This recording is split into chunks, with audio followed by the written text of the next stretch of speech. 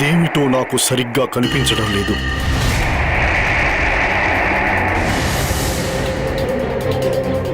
అక్కడ స్త్రీలు నా దృష్టికి అడ్డం వస్తున్నారు. అయినా విశ్వకర్మ తీసుకువచ్చేంత గొప్ప విషయం ఏముంటుంది?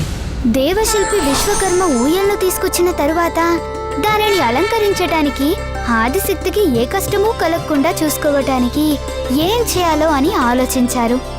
ముందుగా వసంతుడిని పిలిపించారు. ఊయలని అలంకరింపచేయమని చెప్పారు. ఊయలని పువ్వులతో అందంగా అలంకరించారు ఆయన.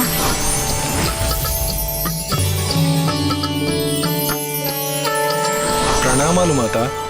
తరువాత వాయుదేవుడొచ్చి చల్లగాలితో ఊయలని ఊపసాగారు.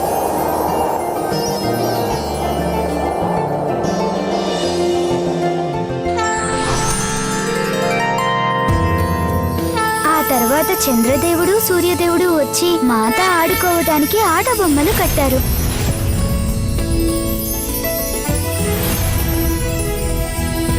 మాత ఆదిశక్తి అంటే యావత్ ప్రపంచానికి జన్మనిచ్చినవారు.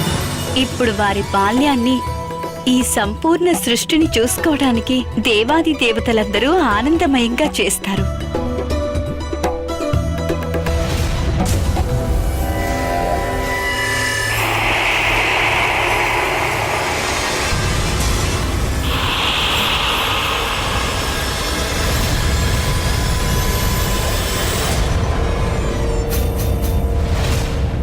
మన తారకాసుర మహారాజు సందేహం నిజమైంది. ఆదిశక్తిదేవి ఇక్కడే జన్మించబోతున్నారు.